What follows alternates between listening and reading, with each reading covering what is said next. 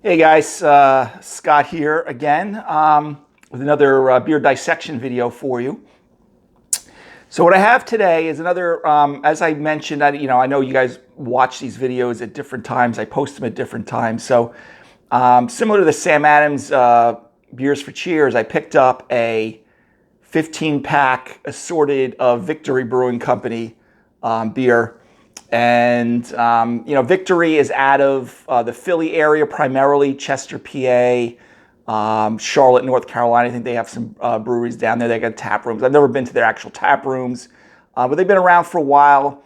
Prior to the filming of some of these videos, this 15-pack, the 15-pack had 5 beers, 3 beers of 5 different ones. It's Golden Monkey, which I've done a video on when I talked about triples, Belgian triples. I've done a video on that. This could be today. I'm doing it on the Easy Ringer, which is a Session IPA, 4.3% alcohol. I have another video out there, maybe to be posted. They have the one that's Brotherly Love, which is also another hazy IPA. But the short story, there were 2 friends that went to elementary school together and kind of reconnected later in life and opened up this brewery roughly 25 years ago. So Victory's been around. Prior to these videos, like I said, I was just drinking the Golden Monkey, which is a very good example of a Belgian triple, which is part of this pack. Then there's 2 hazy IPAs. There's a sour Golden Monkey. There's a regular Golden Monkey in there. So again, I like these variety packs because you can try different styles of beer from the same brewery. Plus, if you're hanging out with me, if I'm having 3-4 beers, I usually like to have 3 or 4 different styles of beer just to kind of keep things interesting. So the one, again, I have today is Victory Easy Ringer Session IPA, 4.3% alcohol. They even tell me they're using Strata, Citra, Cascade hops, Churro, Carapils malt, and then in addition to flake oats and wheat, which is very commonly used in your New England hazy IPAs to give that cloudiness. Usually the polyphenols, the oats, wheat will give that. They have more proteins in there. They'll make it that hazy, cloudy looking type of beer. That contrasting, you'd say, with that West Coast IPA. And if you followed me on YouTube or Facebook friend, you've watched some of my videos, you've heard me mention that before in the past. Okay, so and this was, what do they have here? Sometimes I don't have my glasses on me. So they have a best before date, February 19, 2023. So, in a few months. So, reasonably fresh. You want to be a little more careful with these dates on, these IPAs because of the hop degradation. And if you ever get an IPA that looks like murky brown, there's probably some oxidation going on with the hop matter. Okay, so grab your favorite, the tulip type shaped glass, maybe even a Nonic pint would work, but just try to avoid your shaker pints if all possible. Okay, so Victory, let's do this. Okay. So this was easily found. I like to do, as much as I like to do reviews on the craft industry, some of the local places I have here, I do like to do these videos on easily available beer that you can get all over the country. And they do these variety packs just to try to keep things a little bit more interesting here.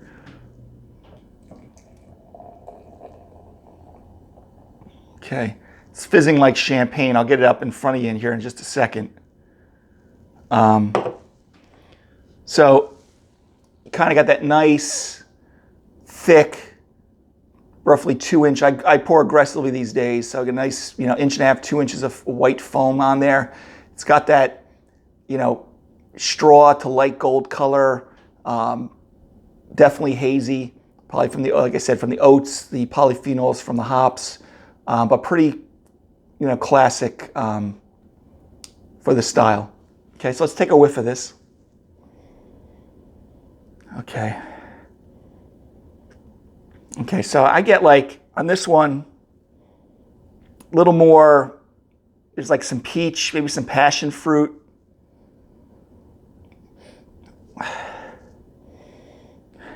When I take a deeper sniff, I get a little mango, So kind of your tropical passion fruit. No grapefruit. I don't get any grapefruit on this, which is good because it seems that a lot of these New England IPAs seem to be biased sometimes towards the grapefruit. But passion fruit, mango, maybe a little peach, a little stone fruit. Don't get much malt out of this. Maybe a little white bread type of basic. But again, these are hop forward beers, so the canvas of a malt profile would probably be, you want to try to keep it mild anyway. You don't want a lot of toast and breadcrumb and graham cracker in this. You want it. But it's very nice.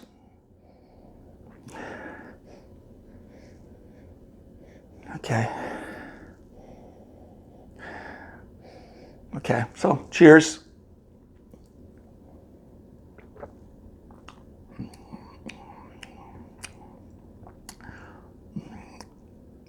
Yeah. Similar to that Brotherly Love one that I did, I kind of get hit with the carbonic bite in the beginning. It's very light bodied, very light.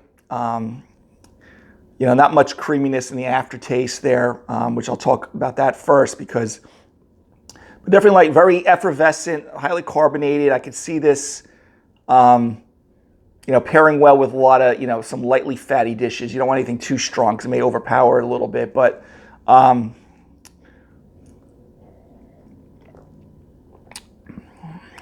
like I said, you kind of do that retronasal thing. You kind of breathe, hold your breath, you kind of take the sip, you exhale out. You still get that, little mango, I think I got a little more pineapple on the flavor than I did on the aroma. And again, a little bit of that mango. Really no grapefruit, very little bitterness to this. I don't even think they put an IBU, but for the style, again, you do not want much bitterness on the New England IPA or hazy IPA anyway. It's just not true to style. But there is a good amount of hop aroma and flavor. Okay, but it's not blasting you away. It's not like one of the hop bombs.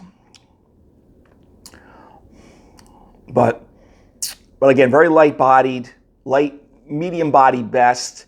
It's got some nice carbonic bite to it. So I could see with some, mild cheeses like maybe a Manchego, hard rind, but like kind of, more buttery, lighter cheeses, like a Manchego I perceive as kind of being light. Maybe Asiago type of cheese has a little bit, I don't know if this would hold up as great with cheddar cheese and things like that. But again, you drink what you want to drink when you're doing this, but I just try to give you some suggestions. Light seafood dishes. Hops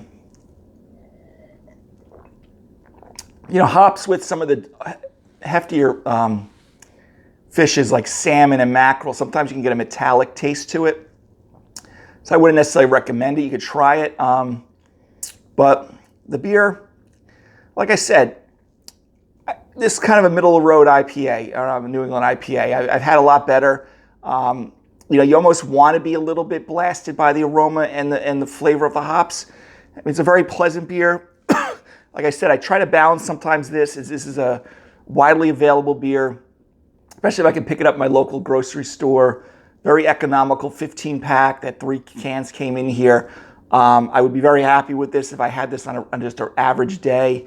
Probably give it like a kind of a mid-range B level beer. There's definitely better New England IPAs out there, but picking this up for this particular price point, and if I was pulling this out of someone's cooler and drinking it, in the summertime or any other day, I'd be very content with it.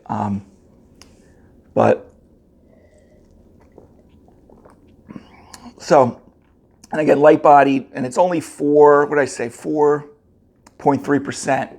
So very sessionable, and that's why they call it probably Session IPA, hazy.